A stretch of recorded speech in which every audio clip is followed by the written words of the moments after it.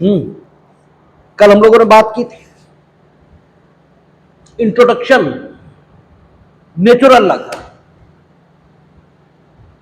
प्राकृतिक विधि, इसका परिचय क्या है, प्राकृतिक विधि कहते किसको?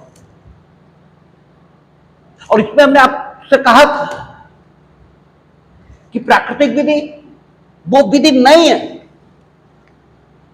जो तथ्य के तौर पर समाज में आपके सामने मौजूद है। आप जिसे विधि के तौर पर जानते हो वो प्राकृतिक विधि नहीं है। प्राकृतिक विधि एक अलग ढंग की बात है। प्राकृतिक विधि का अर्थ क्या है? अगर वह विधि नहीं है जिस विधि को विधि के तौर पर आप जानते हो, तो फिर प्राकृतिक विधि आखिर क्या है?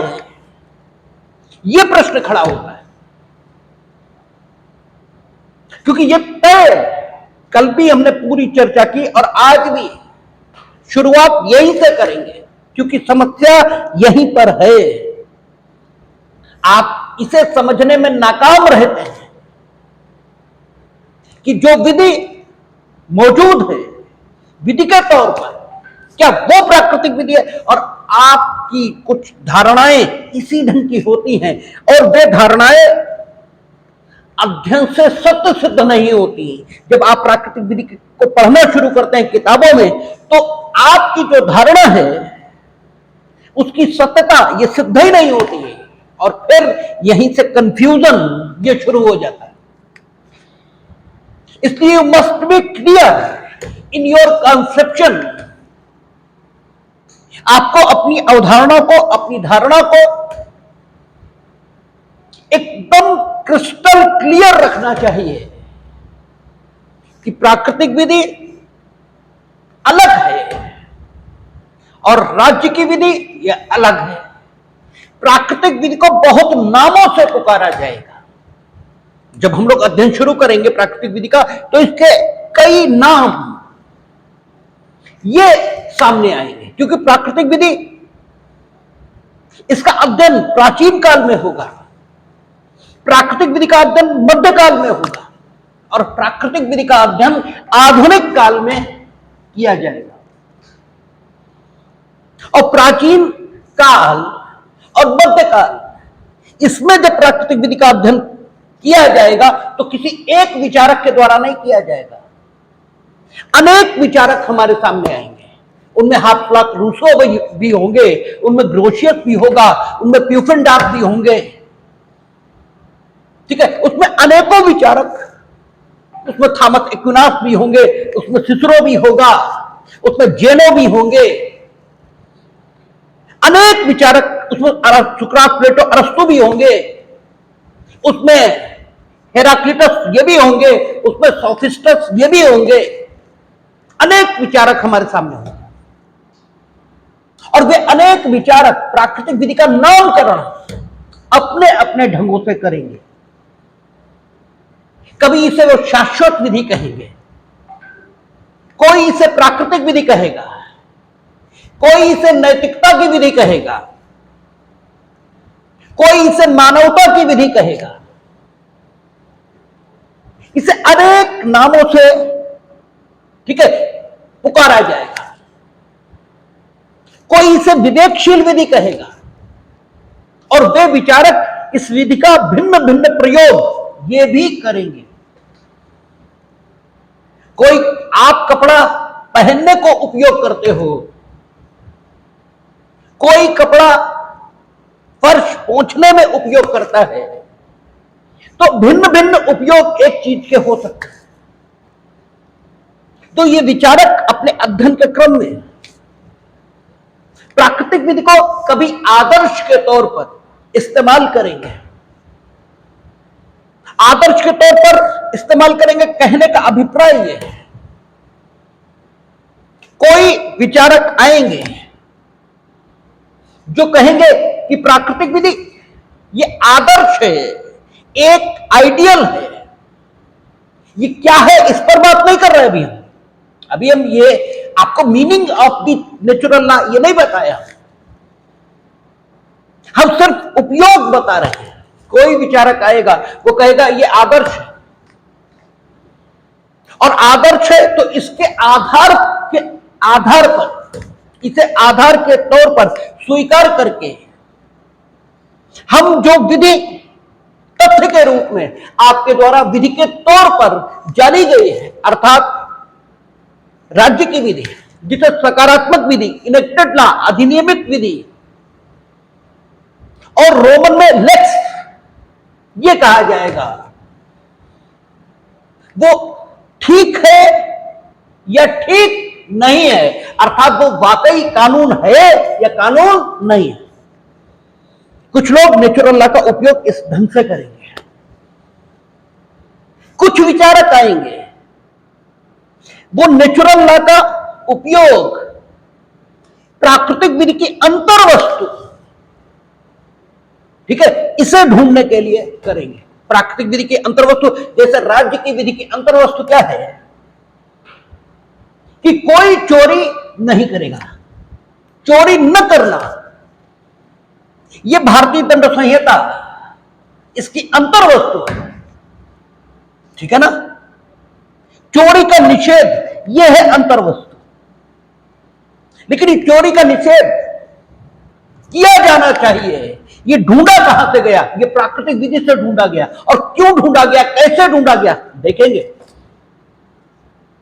लेकिन ढूंढा प्राकृतिक विधि से गया है, अर्थात प्राकृतिक विधि राज्य की विधि की अंतर वस्तु, इसे तलाशने की प्रक्रिया भी है, ठीक है ना, और ये राज्य की विधि की अंतर वस्तु को ढूंढने का तरीका भी है, ठीक है ना। और अगर राज्य की विधि प्राकृतिक विधि के आदर्श के अनुकूल है, तो उसे राज्य की विधि के तौर पर मान्य होना चाहिए, अन्यथा मान्य नहीं होना चाहिए। अर्थात राज्य की विधि जो है और प्राकृतिक विधि जो होना चाहिए, इसके बीच के अंतर को भी प्राकृतिक विधि की जानकारी के आधार पर स्थापित किया जा सकता है, और कुछ विचारकों ने इसका उपयोग इस ढंग से भी किया है, और ये कहा है कि अगर प्राकृतिक विधि के अनुरूप विधायक गण विधायन करेंगे तो वो जो होगा और वो जो होना चाहिए, इसके बीच अलगाव, इसको समाप्त किया जा सकेगा। इस रूप में भी प्राकृतिक विधि का उपयोग कुछ विचारकों ने किया है। कुछ विचारकों ने इसका उपयोग राज्य की विधि की जो विद्यमानता है उसके आधार को बताने के लिए किया है। जैसे कोई अगर यह कहे कि राज्य की विधि होनी ही क्यों चाहिए, क्या जरूरत है, क्योंकि राज्य की विधि हो तो फिर न्यायालय हो उसकी रक्षा के लिए, ठीक है, उसकी व्याख्या के लिए, उसके प्रवर्तन के लिए, ठीक है। और फिर अगर न्यायालय होगा तो कार्यपालिका होनी चाहिए, ताकि विधि का उल्लंघन, prevention is better than cure, तो न्यायालय की जरूरत ही ना पड़े, उससे पहले मामले को संभाल लिया जाए। तो एग्जीक्यूटिव होनी चाहिए। राज्य न्यायालय अपने आदेशों को प्रवर्तन स्वयं तो करा नहीं लेगा, उसके लिए भी एग्जीक्यूटिव ये होनी चाहिए, यानी सरकार, यानी कार्यपालिका ये होनी चाहिए। और वो राज्य की विधि हो इसके लिए विधायिका होनी चाहिए। तो राज्य की विधि अगर है तो हमें बहुत सारी चीजों का निर्माण करना पड़ता है। तो राज्य की विधि को ही खत्म कर दो, झंझटी खत्म। तो राज्य की विधि को क्यों होना चाहिए? राज्य की विधि के होने के आधार के रूप में जिन बातों को स्थापित किया जा सकता है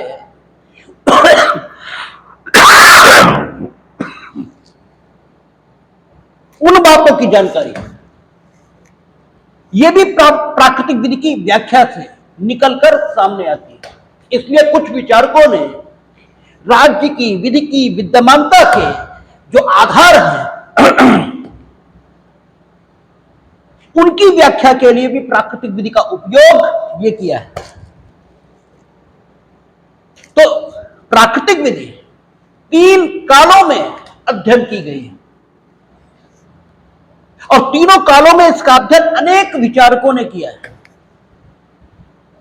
और प्रत्येक विचारक ने इसे अपने ही ढंग से किसी नाम से पुकारा है।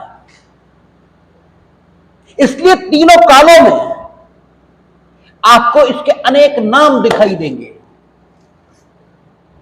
और तीनों कालों में अनेक विचारकों ने इसका उपयोग अनेक लक्ष्यों की संतुष्टि के लिए किया है। इसलिए इसके अनेक उपयोग ये भी आपको दिखाई देंगे। और अगर आप शुरुआत में इस सब के प्रति क्लियर ये नहीं होंगे तो जब हम लोग विषय में प्रवेश करना शुरू कर देंगे तो आप उलझ कर रह जाएंगे और बात एक बार गड्ढमड्ढ हुई तो फिर समझ में आना बात का ये फिर ईश्वर की कृपा पर आधारित हो जाता है। उसकी कृपा होगी तो आएगा, अन्यथा बहुत मुश्किल हो जाता है। या यूं कहें कि अगर एक बार भी विचारों को गड्ढमड्ढ न होने दिया जाए तो ईश्वर की कृपा सहजता से प्राप्त होती है, क्योंकि बिना उसकी कृपा के तो कुछ भी संभव नहीं। और अगर एक बार गड्ढमड्ढ हो गया तो फिर उसकी कृपा के रास्ते में रोड़े आ जाते हैं और कठिनाई होती है। इसलिए प्राकृतिक विधि के संबंध में, उसके नामों के संबंध में, उसके उपयोग के संबंध में आपके मन में कोई भ्रम यह नहीं होना है। एक बात और कि आपको तथ्य के तौर पर जो कुछ दिखाई देता है विधि के रूप में समाज के भीतर, उसे भी मोटे तौर पर 2 कैटेगरीज में रखा जा सकता है। समाज में तथ्य के तौर पर जो विधियां मौजूद हैं उन विधियों का श्रेणीकरण अगर हम करें, उन विधियों का वर्गीकरण अगर हम करें तो वे स्वयं 2 प्रकार की हैं। एक वे जो मानव आचरण यानी मानव का लौकिक आचरण, यूं तो चाहे विधि किसी भी प्रकार की हो तो मानव आचरण को विनियमित करने के लिए ही अस्तित्व में आएगी। विधि का स्रोत कोई हो, नियम का स्रोत कोई हो, नियम बनेगा ही तब जब मानव आचरण को रेगुलेट करने के लिए, ठीक है, समर्पित होगा। अन्यथा नियम है ये कहा ही नहीं जा सकता। ठीक है ना? नियम है जब आप किसी के आचरण को रेगुलेट करें, किसी को या किसी के, ये शब्द प्रयोग हमने क्यों किया? इसलिए क्योंकि नियम प्राकृतिक विज्ञानों में भी हैं और वे पदार्थों की गति को, ठीक है, विनियमित करते हैं। ठीक है, गति के सिद्धांत है, विद्युत चुंबकत्व के सिद्धांत है, ठीक है, केशिकत्व के सिद्धांत है, ठीक है, ग्रहों की गति के संबंध में नियम है, केपलर लॉज उन्हें कहते हैं। केपलर के नियम आपने इंटर में फिजिक्स में पढ़े होंगे। ठीक है, तो ऐसे नियम भी हैं जो पदार्थों की गति को रेगुलेट करेंगे, विनियमित करेंगे, और ऐसे नियम भी हैं जो मानव आचरण को विनियमित करेंगे। तो नियम, अगर नियम है तो वो आचरण को विनियमित करेगा, वो पदार्थ हो या व्यक्ति। नियम या विधि ये आचरण को तो विनियमित करेगी ही, तभी वो विधि हो सकती है। तो जब हम मानव समाज पर दृष्टि डालते हैं तो हमें दिखता है कि मानवों के आचरण को विनियमित करने के लिए दो स्रोतों से आए हुए नियम ये मौजूद हैं। एक वो जिनका स्रोत राज्य है और जिसे राज्य की विधि कहा जा रहा है, और एक वो जिसका स्रोत ईश्वर है और जिसे ईश्वरीय विधि कहा जा रहा है। जो ईश्वरीय विधि है वो ईश्वर की इबादत से संबंधित है, और जो मानवीय विधि है, मानवीय विधि नहीं कहना चाहिए क्योंकि वो शाश्वत, ठीक है, मानवीय विधि इसलिए नहीं कहना चाहिए क्योंकि वो प्राकृतिक विधि के लिए उपयोग किया गया नाम है। राज्य की विधि कहना चाहिए। जो राज्य की विधि है वो मानव के लौकिक आचरण से संबंधित है। जो ईश्वरीय विधि है वो मानव के पारलौकिक आचरण से संबंधित है, लेकिन है आचरण से संबंधित। और प्राकृतिक विधि इन दोनों से अलग है। मजेदार यही है, प्राकृतिक विधि इसे कुछ विद्वानों ने ईश्वरीय विधि कहकर पुकार दिया है। ठीक है, हम आपको मूर्ख कहकर पुकार दें तो आप मूर्ख नहीं हो जाएंगे। ठीक है, आप जो हैं वही रहेंगे। हम पुकारते रहे आपको, इससे क्या फर्क पड़ता है।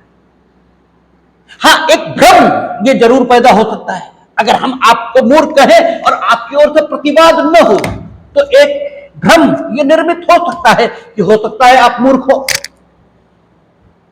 क्योंकि मौनम स्वीकृति लक्षणम, ठीक है ना। लेकिन सिद्धांत अगर यह है कि मौनम स्वीकृति लक्षणम, वहां सिद्धांत यह भी है कि मूर्खों और मृतकों के प्रति मौन रहो, अर्थात तुम मूर्ख हो इसलिए तुम्हारी बात पे मौन है, यह भी हो सकता है। अब जहां दो की गुंजाइश है वही तो भ्रम है। जहां दो की गुंजाइश है भ्रम तो वही है, अन्यथा जहां दो की गुंजाइश नहीं है वहां तो क्लैरिटी है। तो ईश्वरीय विधि ये नाम प्राकृतिक विधि को कुछ विद्वानों ने दे दिया, इसलिए भ्रम पैदा होता है कि there is no difference between divine law and natural law. ये दिस इज द डायलेमा, ये भ्रम है। अन्यथा ईश्वरीय विधि वैसे ही प्राकृतिक विधि से अलग है जैसे राज्य की विधि प्राकृतिक विधि से अलग है। प्राकृतिक विधि का दोनों से कोई ताल्लुक नहीं। प्राकृतिक विधि क्या है अभी हम इस पर नहीं बोल रहे हैं। No, I have not uttered a single word about the true sense of the natural law. ठीक है, now I am saying that it is a different from the divine law and from the enacted law also. दोनों से अलग है। दोनों विधि इसलिए है क्योंकि वे इस नेचुरल लॉ के अकॉर्डिंग है, इसलिए दोनों विधि वो आपके लौकिक आचरण को विनियमित कर रहे हैं और वो आपके पारलौकिक आचरण को विनियमित कर रहे हैं। वो आपके धार्मिक कर्तव्यों का निर्धारण कर रही है और ये आपके लौकिक कर्तव्यों का निर्धारण ये कर रही है। लेकिन दोनों अपने वैध हो जाने के लिए आवश्यक बल ये नेचुरल लॉ से प्राप्त कर रहे हैं। और नेचुरल लॉ क्या है? तो कहता है नेचुरल लॉ ये प्रकृति और मानव स्थिति इससे संबंधित लॉ है। प्रकृति से संबंधित और मानव स्थिति इससे संबंधित, ये कानून है। और अगर इसका अपालन होगा तो मानव समाज प्रसन्न और शांत ये नहीं रह सकेगा। नेचुरल लॉ को सिर्फ इसी रूप में डिफाइन कर सकते हैं और कोई तरीका नहीं है हमारे पास कि नेचुरल लॉ प्रकृति और मानव स्थिति इससे संबंधित नियमों का समूह है और ये नियम अमूर्त हैं, दिखते नहीं है कहीं। इन्हें ऑब्जर्वेशन के माध्यम से ढूंढना होगा और ये एक कठिन तरीका है। किताबों को पढ़ लेना ये आपको विद्वान नहीं बनाता। किताब का उपयोग तथ्यों के संग्रह के लिए किया जाना चाहिए। ठीक है, जैसे गांधी की हत्या गोडसे ने की, ये एक तथ्य है, इसको उठाया जा सकता है किसी भी किताब से। गोडसे ने जो कुछ कहा गांधी की हत्या के बारे में, वो उठाया जा सकता है किसी किताब से। क्या कहा, ये आप इसे जानने के लिए किताब तो पढ़नी पड़ेगी, लेकिन गोडसे ने जो कुछ कहा गांधी की हत्या के बारे में, वो एक तथ्य है। और गांधी ने जो कुछ किया या कहा, वो भी एक तथ्य है। अब किसी किताब में लिखा है कि गोडसे खराब था, ये लेखक का निष्कर्ष है। ये गांधी अच्छे थे, ये लेखक का निष्कर्ष है। और उस लेखक का निष्कर्ष सत्य भी हो सकता है, उस लेखक का निष्कर्ष असत्य भी हो सकता है, क्योंकि वो गांधी या गोडसे में से किसी एक का पक्षधर हो सकता है। तो अध्येता के तौर पर, पाठक के तौर पर आपको निष्पक्ष रहना चाहिए और किताब का अध्ययन सिर्फ तथ्यों के संग्रह के लिए करना चाहिए। ठीक है ना? और ये ऐतिहासिक तरीका कहलाएगा तथ्यों के संग्रह का। आपने तथ्य संग्रह कर लिए, उसके बाद अपना निष्कर्ष दीजिए ना कि जो परिस्थितियां थी जिनमें गोडसे गांधी की हत्या किए, उन परिस्थितियों में क्या एक सामान्य व्यक्ति गांधी की हत्या कर देगा? यदि हां, तो किसी लेखक ने कोई निष्कर्ष अभिव्यक्त किया हो, उससे बिना प्रभावित हुए आप अपना यह निष्कर्ष दे सकते हैं कि गोडसे ने एक सामान्य व्यक्ति की तरह काम किया। ठीक है, बुरे आदमी की तरह काम नहीं किया। ठीक है, सामान्य व्यक्ति की तरह, महामानव की तरह काम किया, ये तो नहीं कहेंगे, क्योंकि महामानव वो होता है जो परिस्थितियों को बदल देता है। ठीक है, तो अगर कोई परिस्थितियां थी तो भी हत्या तो नहीं होनी चाहिए, लेकिन एक सामान्य व्यक्ति वैसे ही रिएक्ट करता, अगर यह निष्कर्ष है तो कोई कुछ लिखता है, इससे कोई फर्क नहीं पड़ता। ठीक है, उस विद्वान के द्वारा किए गए कथन को सत्य के रूप में प्रचारित करने की कोई जरूरत नहीं, आप अपने ही मत का निर्माण ये कर सकते हैं। और सेम प्रोसेस उन किताबों के बारे में अपनाया जाएगा जिनमें गोडसे को महान बताया गया। यानी ज्ञान प्राप्ति का साधन निरीक्षण है, अध्ययन है, खोज है। पूर्व से उपलब्ध ज्ञान, उसे अपने ज्ञान के रूप में स्वीकार करना नकल है। और अक्सर इस समाज में नकलचियों को ज्ञानी मान लिया गया है। वो जिसने 20 किताबें याद कर ली तो वो तो कंप्यूटर है, ज्ञानी कहां है? ज्ञानी वो है जो अपना निष्कर्ष दे सकता है। इसलिए कबीर पढ़े लिखे नहीं है लेकिन अज्ञानी नहीं है, रहीम पढ़े लिखे नहीं है लेकिन अज्ञानी नहीं, रहीम पढ़े लिखे होंगे। एक सिमेट्री मिलाने को हमने कहा। ऐसे बहुत से लोग हैं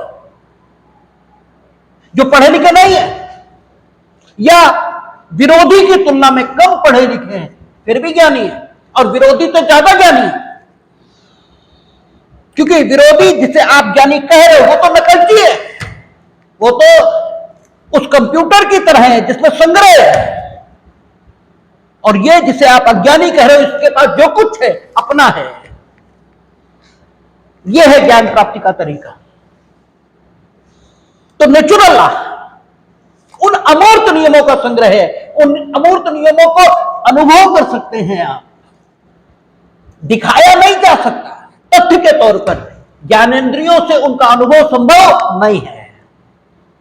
लेकिन हां, जो अंतः दर्शन के प्रकाश में जो हमें अनुभव हो रहा है, जिसकी खोज हमने ज्ञान के माध्यम से की है, निरीक्षण आदि पद्धतियों को लगाकर, उससे नेचुरल लॉ की जो डेफिनेशन उभरी है, वो डेफिनेशन ये है कि ये मानव प्रकृति और स्थिति, मानव प्रकृति नहीं, ये प्रकृति और मानव स्थिति, इससे संबद्ध इस प्रकार के नियम हैं,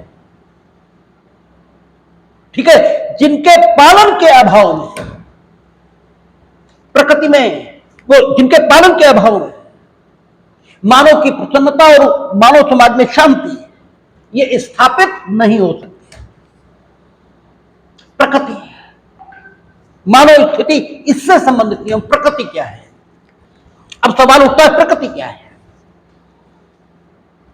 तो प्रकृति पदार्थ नहीं है जिसे समझने की अक्सर आप भूल करते हो।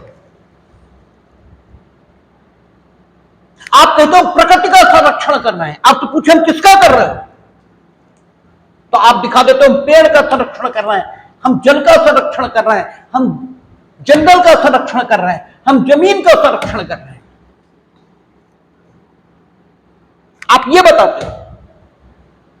तो अगर हम कहें कि आप तो पदार्थों का संरक्षण कर रहे हो, प्रकृति का कहा कर रहे हो, पेड़ पदार्थ है, जल पदार्थ है, जंगल पदार्थ है, जमीन पदार्थ है, आप इन जंगल का पदार्थ हो, पदार्थों का समूह है, तो आपने प्रकृति का संरक्षण कहां किया। इसका मतलब यह हुए कि प्रकृति अलग है, पदार्थ जो प्रकृति में है वे अलग है। पदार्थ और प्रकृति ये अलग अलग चीज है, इसे एक समझने की भूल मत करिए। लेकिन इन पदार्थों में आप देखेंगे, माइन्यूट ऑब्जर्वेशन करेंगे, निरीक्षण करेंगे। हमने कहा ज्ञान प्राप्ति की पद्धति क्या है, निरीक्षण। जब आप निरीक्षण करेंगे, जब आप ऑब्जर्वेशन करेंगे, तो आप पाएंगे कि जल, जंगल, जमीन ये पदार्थ के तौर पर इसलिए है क्योंकि ये एक संबंध से संबंधित है। जल का अस्तित्व जंगल पर है, जंगल का अस्तित्व जमीन पर है, तीनों के बीच एक अंतर संबंध है। उस अंतर संबंध को अगर डिस्टर्ब किया गया, आपने जंगल काटा तो सिर्फ जंगल नहीं कटेगा, जल ये भी प्रभावित हो जाएगा, क्योंकि पेड़ के अभाव में वर्षा नहीं होगी, वर्षा नहीं होगी तो जल नहीं होगा, जल नहीं होगा तो जमीन भी नहीं होगी, क्योंकि ठीक है, जमीन के लिए जल की आवश्यकता है। इनके बीच एक अंतर संबंध है।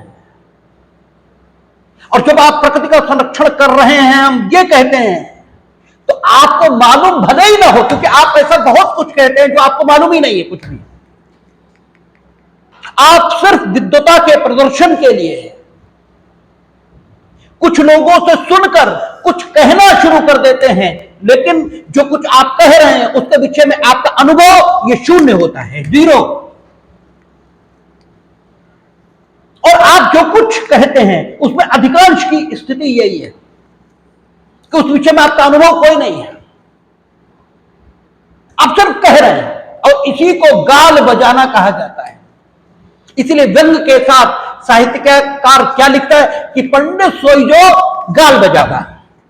ये व्यंग है, ये व्यंग, ये सिटायर है,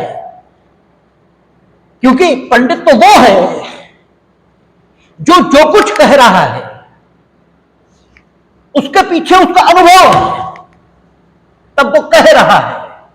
और अगर आप सिर्फ कह रहे हो, यू आर मियर अटरिंग, तो आप कह तो रहे हो, उसके पीछे चूंकि आपका अनुभव शून्य है, इसलिए आप गाल बजा रहे हो, यह कहा जाता है। इसीलिए व्यंग के साथ साहित्यकार बोलता है कि पंडित सोई जो गाल बजावा। तो गाल बजाने वाले मत बनिए। प्रकृति का हम संरक्षण कर रहे हैं, अगर ये कह रहे हो तो जानो प्रकृति क्या है। प्रकृति पेड़ नहीं है, पेड़ तो पदार्थ है। पहाड़ नहीं है, वो पदार्थ है। जमीन नहीं है, वो पहाड़ है, वो पदार्थ है। इनके बीच जो अंतर संबंध है, ये है प्रकृति। और जब कोई, आप तो नहीं, कोई इस अंतर संबंध को सुरक्षित करना चाहता है, तब वो प्रकृति का संरक्षण कर रहा है, ये कहा जाता है।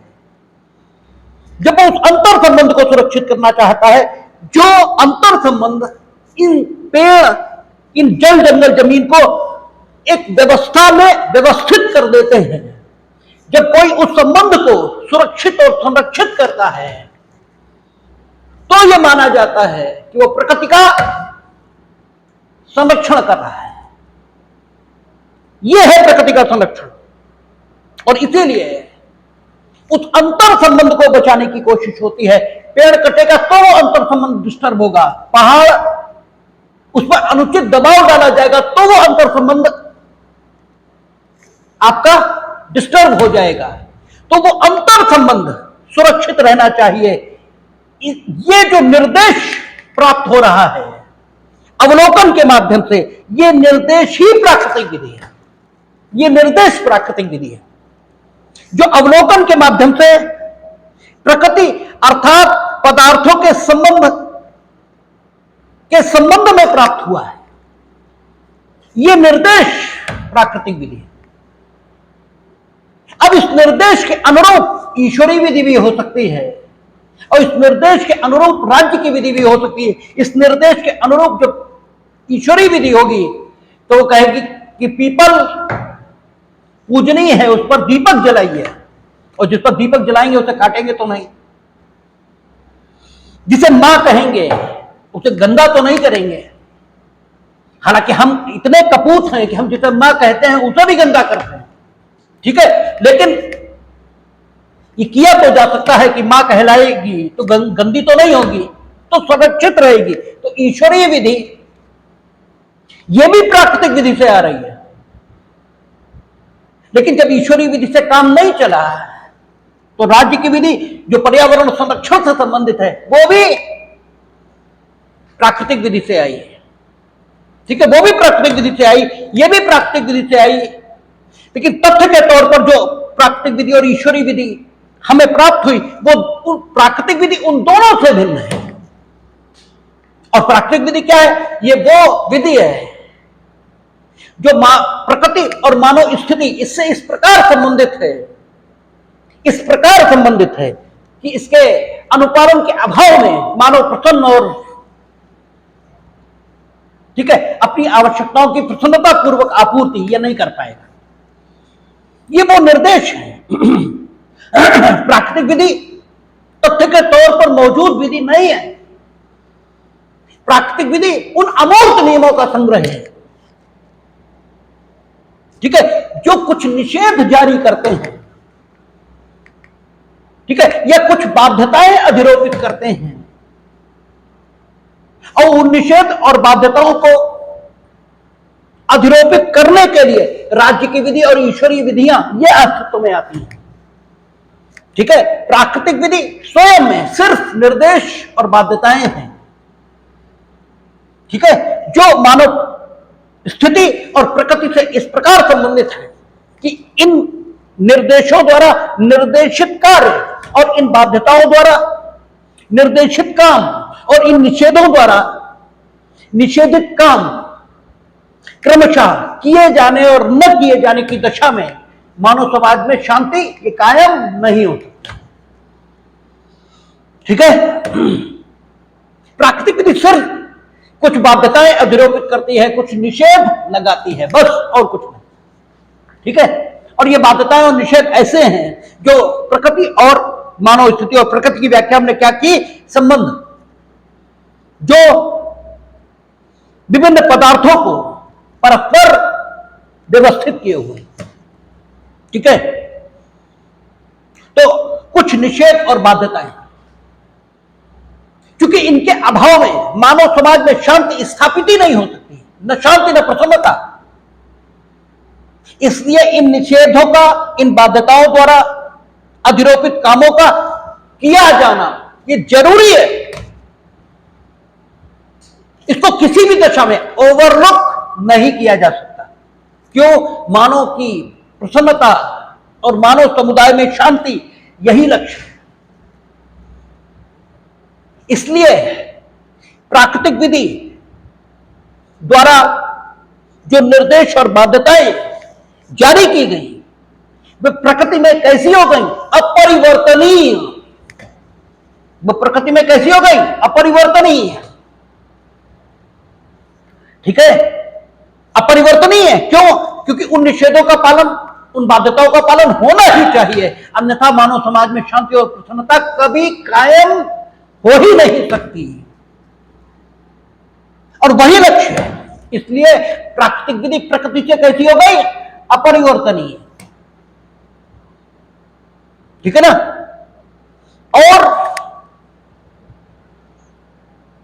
यह सार्वभौमिक भी होगी, क्योंकि मानव समुदाय में शांति स्थापित करनी है, मानव की प्रसन्नता इसको कायम करना है। हिंदुस्तान के मानवों की नहीं, अमेरिका के मानवों की नहीं, मानव की। और इसी का दर्शन आपको भारतीय उसमें होता है, कृणवंतो विश्वमार्य।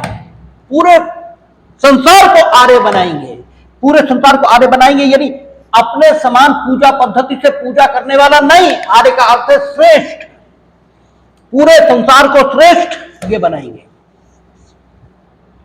ठीक है ना? तो प्राकृतिक विधि क्या है? निर्देश और बाध्यताएं। वे निर्देश और बाध्यताएं जो मानव समाज में शांति और प्रसन्नता इसको कायम करने के लिए, ठीक है, जरूरी है अनुपालित होना। उनके अनुपालन का जो व्यवहारिक तरीका निकाला जाता है वो तथ्य के तौर पर ईश्वरीय विधि और प्राकृतिक विधि का निर्माण है। वो ईश्वर, प्राकृतिक विधि नहीं, ईश्वरीय विधि और राज्य की विधि का निर्माण है। प्राकृतिक विधि की प्रकृति कैसी? अपरिवर्तनीय है, और साथ साथ सार्वभौमिक, और साथ साथ सार्वकालिक, हमेशा यूनिवर्सल है, वैसा ही रहेगा। और प्राकृतिक विधि इस स्तर पर अपरिवर्तनीय है कि स्वयं ईश्वर भी इसके विरुद्ध काम करने को अपेक्षित नहीं है, और निर्जीव पदार्थ भी इसे अपनी ठीक है, गति के संबंध में लागू करते हैं। ठीक है ना? इसकी प्रकृति यहां तक अपरिवर्तनीय है, क्योंकि ईश्वर भला आदमी क्यों है? इसलिए कि वह उन मान्यताओं मूल्यों का सम्मान करता है जिन मान्यताओं और मूल्यों का सम्मान किया जाना चाहिए। इसीलिए वो भला आदमी है ना भाई। भला आदमी क्यों? भले आदमी बुरे आदमी के बीच फर्क क्या है? भला आदमी उन मानव मूल्यों का, उन जीवन मूल्यों का सम्मान करता है जिनका सम्मान किया जाना चाहिए। ठीक है? भले ही उसे कष्ट में स्वयं पड़ना पड़े, लेकिन पड़ता है, लेकिन उन जीवन मूल्यों का, उन मानव मूल्यों का सम्मान करता है।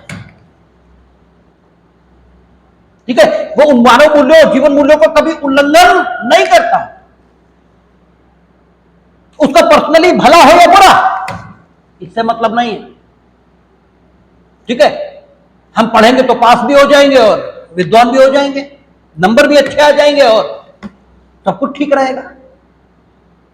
ठीक है? तो हम भले आदमी हैं। आप ये नहीं कहेंगे कि तुम नंबर लाने के लिए पढ़ रहे हो, वो तो बाय प्रोडक्ट, वो तो होगा ही। लेकिन बुरा आदमी वो है जो हर परिस्थिति में, चाहे मूल्यों का सम्मान हो या मूल्य भार चूल्हे में जाए, मेरा भला होना चाहिए, ये बुरा आदमी है। ठीक है? ये बुरा आदमी है। कर्म बुरा नहीं है, झूठ बोलना बुरा नहीं है। वो होता तो युधिष्ठिर झूठे होते, वो भले आदमी नहीं होते। झूठ क्यों बोला, इसके आधार पर भलाई और बुराई तय होगी। क्यों बोला? अपने भले के लिए, समाज के भले के लिए। यह है महत्वपूर्ण। झूठ महत्वपूर्ण नहीं है, हत्या महत्वपूर्ण नहीं है, क्यों की हत्या, यह है महत्वपूर्ण। इसीलिए सैनिक सम्माननीय है, हत्यारा दंडनीय है। ये विजन आप में होना चाहिए, क्योंकि यही कानून बनाने, जानने और उसका प्रशासन करने वाले लोगों के लिए जरूरी है। और आम समाज इसे ही नहीं मानता, इसीलिए आम समाज की तुलना में कानून जानने वाले लोग विद्वान कहे जाते हैं, क्योंकि वो काम पर विचार नहीं करते, आशय पर विचार करते हैं, तथ्य पर विचार नहीं करते, संबंध पर विचार करते। तथ्य से मतलब नहीं है। जंगल सुरक्षित रहेगा, संबंध सुरक्षित रहे तो संबंध पर विचार करेंगे, जंगल पर नहीं। तो रहेगा ही, तो बायो प्रोडक्ट चाहिए, आप पढ़ेंगे नंबर तो अच्छे आएंगे। ठीक है, तो ईश्वर, ठीक है, ईश्वर इसलिए है क्योंकि वो कोई ऐसा काम नहीं करता जो मूल्य और व्यवस्था इसके खिलाफ हो। ये हो ही नहीं सकता। भला आदमी तो इसीलिए है ना। अरे भाई, अर्जुन भीम ये इस स्तर के लोग हैं कि जिस समय द्रौपदी का अपमान हुआ और कहा कि 1 साल के लिए अज्ञातवास, तेरा 12 साल के लिए, ये वही 2 घंटा पर बहुत जोर जोर दुर्योधन को कहते, तेरी तो इसी तेल मां चप्पलों वहीं गिरा देते। ठीक है, कर सकते थे, ठीक है। अरे भाई, ताकत में तो थे ये। फिर यह भी सुझाव दिया गया कि जो आपातकाल है उसमें 13 वर्ष की अवधि 13 दिनों में मानी जा सकती है, तो 13 दिन बाद इन सालों पर आक्रमण कर दो। नहीं माना उन्होंने, युधिष्ठिर ने कहा नहीं, आपातकाल नहीं है ये, वो व्यवस्था आपातकाल के लिए है, तो हो तो आपातकाल। इसलिए पांडव भले लोग हैं। तो दूसरी ओर दुर्योधन है कि अपने जरा से लाभ के लिए 7 महारथियों ने घेर कर अभिमन्यु को मार डाला। मूल्यों के प्रति यह सम्मान दुर्योधन में है और मूल्यों के प्रति यह सम्मान युधिष्ठिर में है, इसलिए युधिष्ठिर भले आदमी है, इसलिए दुर्योधन बुरा आदमी है। और समाज में बेवकूफों से पूछो, वो कहेंगे अरे वो तो उन्होंने भी वही किया, उन्होंने भी वही किया। अरे सब वही करेंगे, क्योंकि जो किया जा सकता है वो तो तय है, लेकिन जो कुछ किया जा सकता है वो क्यों किया गया, महत्व तो इस बात का है। भला आदमी और बुरा आदमी इसी से तय होगा। तो ईश्वर ईश्वर क्यों है? इसलिए है क्योंकि वो कभी भी जो व्यवस्था को छिन्न भिन्न कर देगा वो करता ही नहीं। ठीक है ना? इसीलिए ईश्वर ईश्वर है। इसीलिए प्राकृतिक विधि जिन निर्देशों को निर्देशित करती है या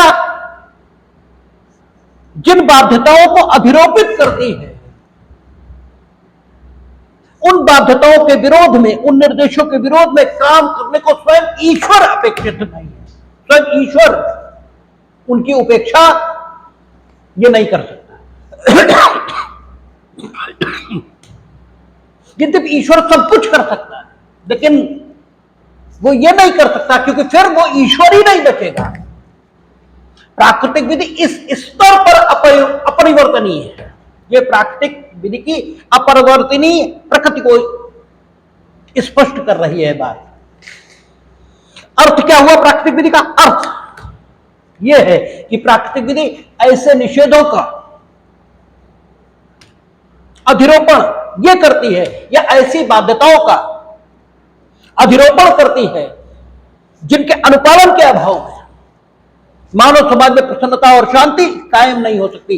अर्थात प्राकृतिक विधि का अर्थ है ऐसे निषेध और ऐसी बाध्यताएं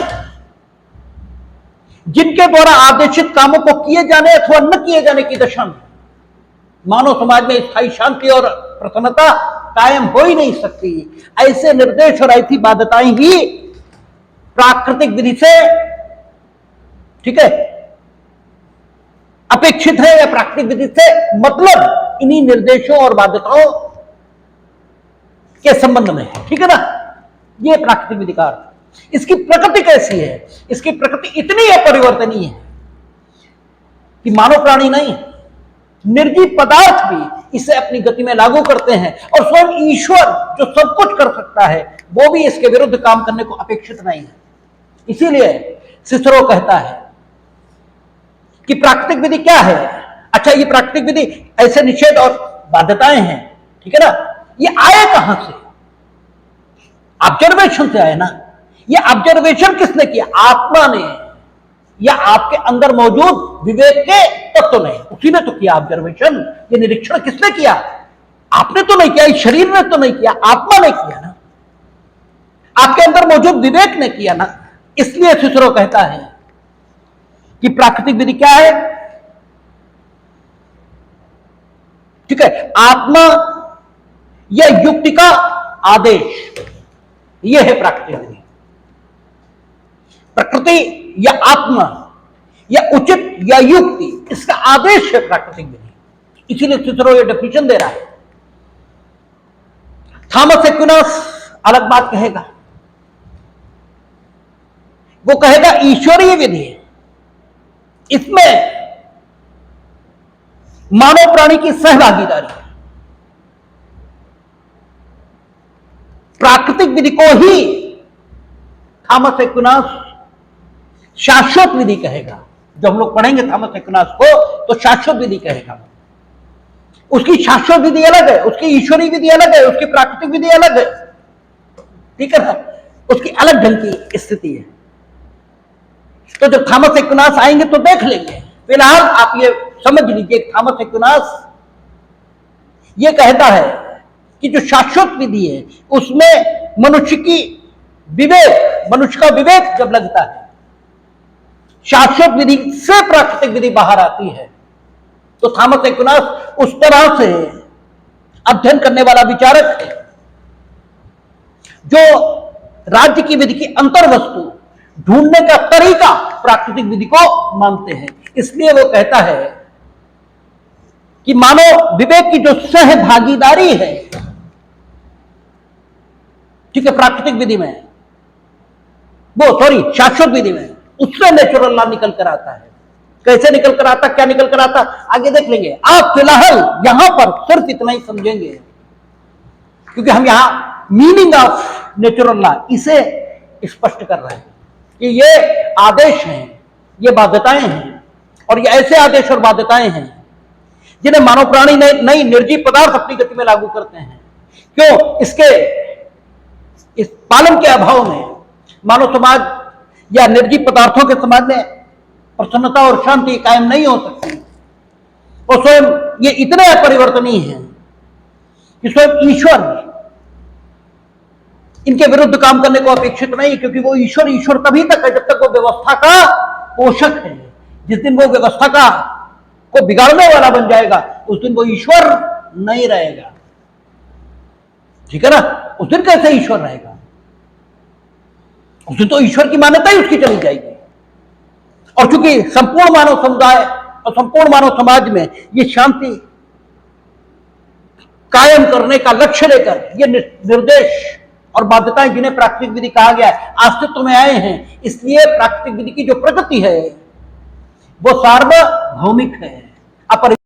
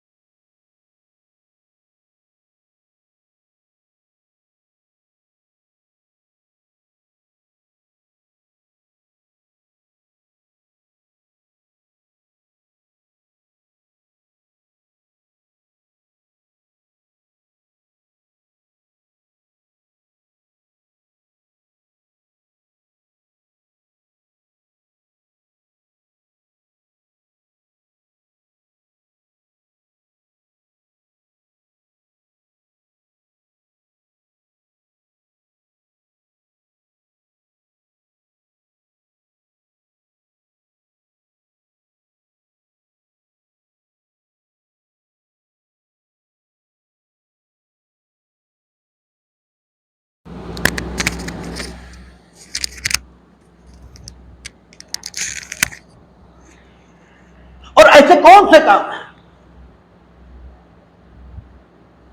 जो आपके अच्छाई को कायम करने के लिए जरूरी है और बुराई को खत्म करने के लिए जरूरी है, ठीक है, उनको ढूंढा, ये आत्मा के प्रकाश में जाएगा, ठीक है ना। और फिर राज्य की विधि निर्मित की जाएगी जो ये निर्देश देगी, या ईश्वरी विधि निर्मित होगी जो ये निर्देश देगी कि इन कामों को किया जाए और इनको न किया जाए, बिना उनके कारण को बताए। इसलिए कानून में ये कहा जाता है कि पालन करो। क्यों पालन करो? ये जिन्हें सोचना था उन्होंने सोच लिया है, आप सिर्फ अनुपालन करो, ठीक है। इसीलिए तो राज्य की विधि के अनुपालन की अपेक्षा है, बिना कोई प्रश्न उठाए, ठीक है, क्योंकि जो सोचना था वो सोच लिया गया है। आप मत सोचिए, और आप क्यों ना सोचिए? क्योंकि आप सोच ही नहीं पाएंगे, ठीक है, इसलिए मत सोचिए, ठीक है। 3 मूल प्रवृत्तियां मानव की कौन सी है? सबसे पहले उसने अपना संरक्षण करना अच्छा समझा है। मूल प्रवृत्ति क्यों है? क्योंकि ईश्वर के यहां से लेकर आया है। मूल किसको कहा जाता है? जो कोई बताए नहीं, जो कोई सिखाए नहीं, जो अपने आप मौजूद है, जिसके मौजूद होने के लिए अन्य कोई आधार आवश्यक ही नहीं, ये मूल है, ठीक है। ये मूल वृत्ति है मनुष्य की, इसे कोई सिखाता नहीं। बच्चे को भी, जो नवजात है, उसे भी ऐसे उंगली से छुओ तो वो रिएक्ट करता है, अपनी शक्ति भर अपनी रक्षा करने की कोशिश करता है, ठीक है। ये मूल वृत्ति है, इसका मतलब लेकर पैदा हुआ। इसकी शिक्षा नहीं दी गई, इसके लिए प्रशिक्षित नहीं किया गया। जो शिक्षण और प्रशिक्षण से आए वो कृत्रिम है, जो बिना शिक्षण और प्रशिक्षण के आए वो मूल है। ये मनुष्य को मूल वृत्ति है। मनुष्य